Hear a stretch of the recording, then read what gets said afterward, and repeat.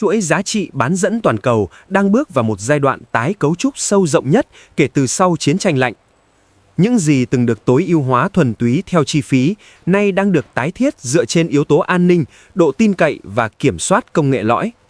Trong bối cảnh đó, giới phân tích quốc tế bắt đầu sử dụng một khái niệm mang tính ẩn dụ, Pax Silica, tạm hiểu là một trật tự silicon mới, nơi các quốc gia cùng hệ giá trị thiết lập mạng lưới sản xuất bán dẫn dựa trên niềm tin chiến lược thay vì chỉ lợi thế lao động rẻ. Theo các báo cáo công khai của Mỹ, Nhật Bản, Hà Lan và Hàn Quốc trong 2 năm gần đây, hàng trăm tỷ USD đã được cam kết cho các nhà máy sản xuất chip, trung tâm thiết kế và chuỗi cung ứng vật liệu. Vì sao sự dịch chuyển này diễn ra nhanh như vậy? Vì sao các doanh nghiệp sẵn sàng chấp nhận chi phí cao hơn để tái bố trí nhà máy? Và quan trọng hơn, cấu trúc mới này sẽ tái định nghĩa vị trí của các nền kinh tế đang phát triển trong bản đồ công nghệ ra sao? Video hôm nay sẽ phân tích chuyên sâu kiến trúc Pax Silica dưới góc nhìn chuỗi giá trị, địa kinh tế và dòng vốn đầu tư dựa trên các nguồn công khai và dữ liệu đã được xác nhận. Nếu bạn thấy nội dung hữu ích, hãy nhấn thích, đăng ký kênh Hồ sơ tin tức News và bật thông báo để không bỏ lỡ những video mới nhất. Phần 1. Pax Silica dưới góc nhìn chuỗi giá trị toàn cầu. Để hiểu kiến trúc Pax Silica, trước hết cần quay lại cấu trúc truyền thống của chuỗi giá trị bán dẫn toàn cầu. Ngành công nghiệp này không vận hành theo mô hình tích hợp hoàn toàn như giai đoạn thập niên 1980, mà đã chuyên môn hóa sâu thành nhiều tầng, thiết kế chip, sản xuất wafer, chế tạo thiết bị quang khắc, cung ứng vật liệu, đóng gói và kiểm định. Mỗi tầng lại tập trung vào một số quốc gia có lợi thế công nghệ riêng biệt. Mỹ dẫn đầu về thiết kế và phần mềm tự động hóa thiết kế điện tử. Hà Lan giữ vai trò then chốt trong thiết bị quang khắc.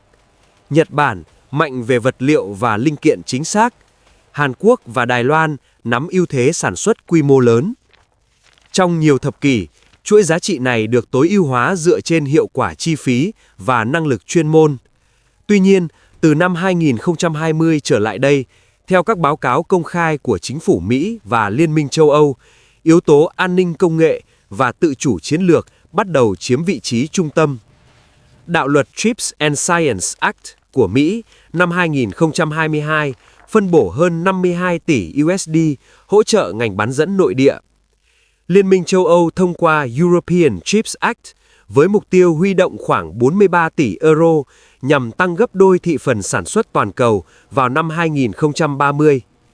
Nhật Bản và Hàn Quốc cũng công bố các gói hỗ trợ hàng chục tỷ USD cho nhà máy và nghiên cứu phát triển. Vì sao các nền kinh tế phát triển chấp nhận chi phí ngân sách lớn như vậy? Câu trả lời nằm ở tính chất chiến lược của chất bán dẫn. Chip không chỉ hiện diện trong điện thoại và máy tính, mà còn trong hệ thống quốc phòng, năng lượng, y tế và hạ tầng tài chính. Theo giới quan sát, việc phụ thuộc quá mức vào một vài trung tâm sản xuất tạo ra rủi ro hệ thống nếu xảy ra xung đột địa chính trị hoặc gián đoạn logistics. Đại dịch và tình trạng thiếu chip giai đoạn 2020-2022 đã cho thấy mức độ dễ tổn thương của chuỗi cung ứng toàn cầu. Trong bối cảnh đó, Pax Silica có thể được hiểu như một cấu trúc tái liên kết chuỗi giá trị dựa trên tiêu chí tin cậy. Thay vì tìm kiếm chi phí thấp nhất, các tập đoàn ưu tiên đặt nhà máy tại những quốc gia có môi trường pháp lý minh bạch, bảo vệ quyền sở hữu trí tuệ và quan hệ chiến lược ổn định với các trung tâm công nghệ. Điều này không có nghĩa chuỗi cung ứng bị tách rời hoàn toàn, mà đang được đa dạng hóa có kiểm soát. Một đặc điểm quan trọng của kiến trúc mới là sự tách biệt giữa các phân khúc công nghệ cao và phân khúc phổ thông. Các công nghệ tiên tiến như tiến trình dưới 7 nanomet chịu sự kiểm soát xuất khẩu nghiêm ngặt hơn theo quy định công khai của Bộ Thương mại Mỹ. Trong khi đó, các dòng chip phục vụ ô tô, thiết bị gia dụng và công nghiệp vẫn duy trì mạng lưới sản xuất rộng hơn. Sự phân tầng này tạo ra một bản đồ sản xuất hai lớp, nơi dòng vốn và công nghệ được điều tiết theo mức độ nhạy cảm. Đối với các nền kinh tế đang phát triển, câu hỏi đặt ra là vị trí trong Pax Silica nằm ở đâu? Theo các báo cáo của UNCTAD và Ngân hàng Thế giới, cơ hội lớn nhất thường xuất hiện ở khâu lắp ráp, kiểm định và đóng gói, vốn đòi hỏi đầu tư hạ tầng tốt và lao động kỹ thuật trung bình. Tuy nhiên, Để tiến lên các tầng có giá trị gia tăng cao hơn như thiết kế vi mạch, cần hệ sinh thái nhân lực và nghiên cứu dài hạn. Vì vậy, kiến trúc Park Silica không tự động mang lại lợi ích mà đòi hỏi chiến lược đào tạo và chính sách công đồng bộ.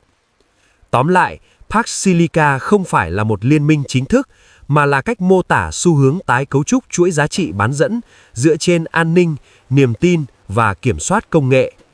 Chuỗi cung ứng toàn cầu không biến mất nhưng đang được viết lại theo tiêu chí mới. Phần 2. Địa kinh tế, dòng vốn và sự dịch chuyển trung tâm sản xuất. Nếu phần 1 tập trung vào cấu trúc chuỗi giá trị, thì phần 2 cần đi sâu vào động lực địa kinh tế đang định hình Park Silica. Theo các dữ liệu công khai từ OECD và UNCTAD, dòng vốn đầu tư trực tiếp nước ngoài vào lĩnh vực công nghệ cao đã có sự dịch chuyển rõ rệt sau năm 2020. Thay vì tập trung vào một vài trung tâm sản xuất truyền thống, các tập đoàn bán dẫn đang đa dạng hóa địa điểm nhằm giảm thiểu rủi ro gián đoạn chuỗi cung ứng. Một yếu tố quan trọng thúc đẩy xu hướng này là chính sách hỗ trợ tài chính quy mô lớn của các chính phủ. Tại Mỹ, Chips and Science Act không chỉ cung cấp trợ cấp sản xuất mà còn dành nguồn lực cho nghiên cứu và đào tạo nhân lực. Tại châu Âu, European Chips Act đặt mục tiêu nâng thị phần sản xuất chip toàn cầu của khu vực lên 20% vào năm 2030. Nhật Bản công bố các gói hỗ trợ cho dự án sản xuất tiên tiến, trong khi Hàn Quốc triển khai chiến lược cây Semiconductor Belt nhằm kết nối các cụm công nghiệp trong nước. Những chính sách này phản ánh cách các quốc gia nhìn nhận bán dẫn như hạ tầng chiến lược tương đương năng lượng hoặc viễn thông. Tuy nhiên, chi phí sản xuất tại các nền kinh tế phát triển thường cao hơn đáng kể so với châu Á mới nổi. Vì sao doanh nghiệp vẫn đầu tư? Theo giới phân tích, ngoài yếu tố trợ cấp, các tập đoàn đánh giá cao tính ổn định pháp lý, khả năng bảo vệ sở hữu trí tuệ và sự tiếp cận gần hơn với thị trường tiêu thụ lớn. Điều này cho thấy Park Silica không đơn thuần là chuyển dịch địa lý, mà là sự cân bằng giữa hiệu quả chi phí và an ninh dài hạn. Ở chiều ngược lại, các nền kinh tế đang phát triển đứng trước cơ hội và thách thức song hành. Cơ hội nằm ở việc thu hút các khâu có giá trị gia tăng trung bình như lắp ráp, đóng gói và kiểm định. Theo số liệu công khai của Hiệp hội Công nghiệp Bán dẫn Hoa Kỳ, phân khúc đóng gói và kiểm định chiếm tỷ trọng đáng kể trong tổng giá trị ngành, đặc biệt khi xu hướng chiplet và tích hợp 3D ngày càng phổ biến. Đây là những lĩnh vực không đòi hỏi công nghệ quang khắc tối tân, nhưng vẫn cần hạ tầng điện, nước và nhân lực kỹ thuật ổn định. Theo các nghiên cứu công khai của Cơ quan Năng lượng Quốc tế, bảo đảm nguồn điện ổn định là điều kiện tiên quyết để vận hành nhà máy bán dẫn quy mô lớn. Bên cạnh đó, đào tạo kỹ sư thiết kế vi mạch cần thời gian dài và sự phối hợp giữa doanh nghiệp với đại học. Nếu không chuẩn bị đồng bộ, việc thu hút đầu tư có thể chỉ dừng ở mức gia công đơn giản.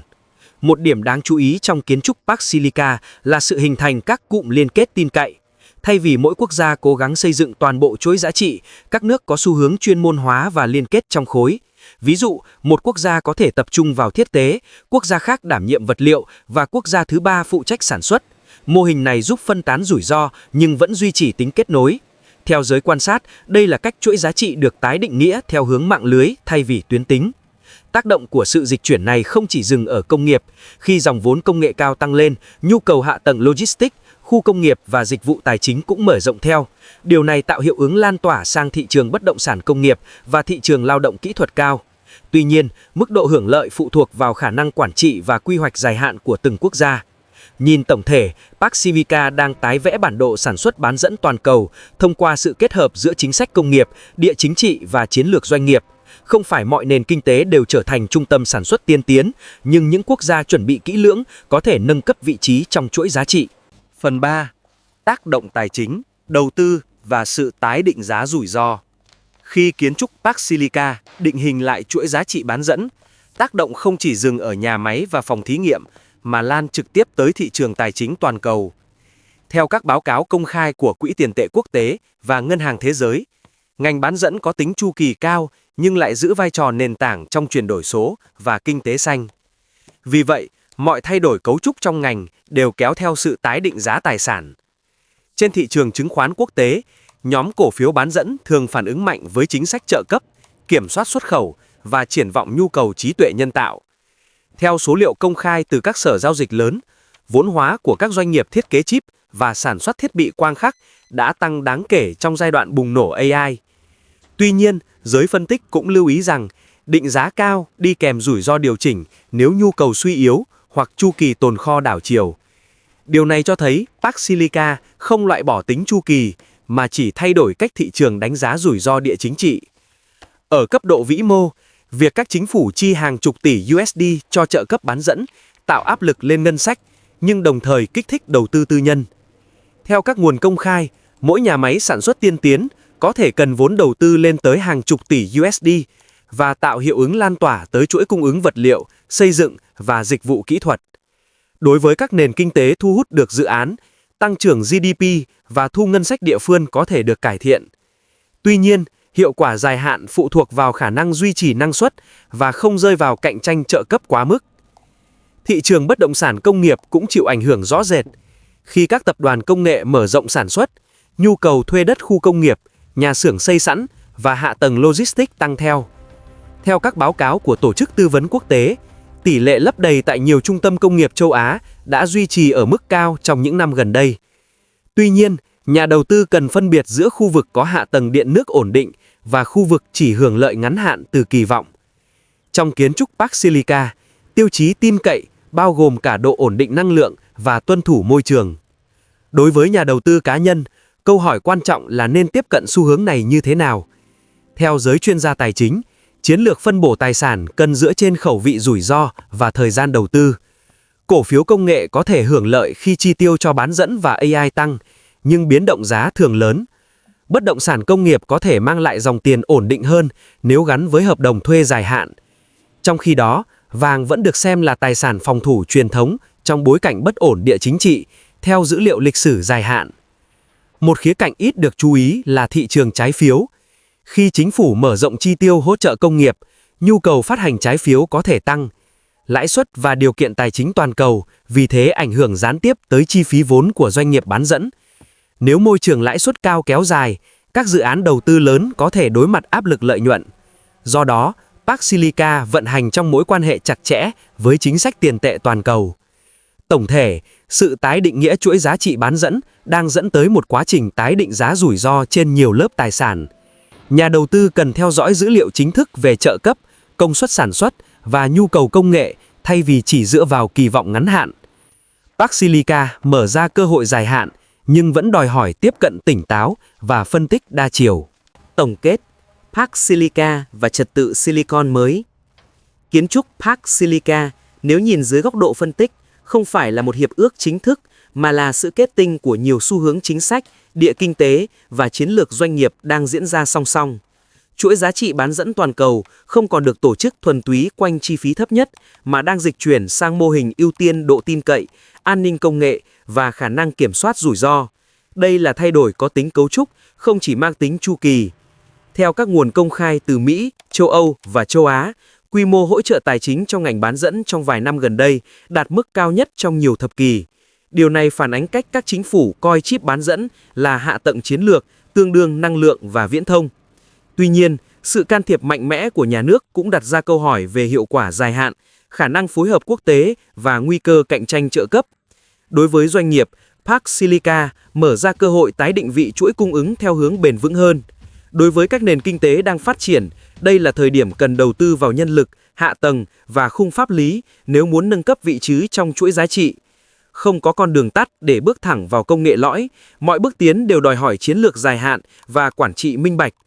Với nhà đầu tư, bài học quan trọng là phân biệt giữa xu hướng cấu trúc và biến động ngắn hạn. Bán dẫn sẽ tiếp tục là nền tảng của kinh tế số và trí tuệ nhân tạo, nhưng định giá tài sản vẫn chịu tác động của lãi suất, chu kỳ nhu cầu và địa chính trị. Cách tiếp cận thận trọng, dựa trên dữ liệu chính thức và phân bổ tài sản hợp lý sẽ giúp giảm thiểu rủi ro trong giai đoạn chuyển tiếp này. Park Silica vì vậy có thể được xem là bước tái định nghĩa trật tự Silicon toàn cầu, nơi công nghệ, an ninh và tài chính giao thoa trong một cấu trúc mới.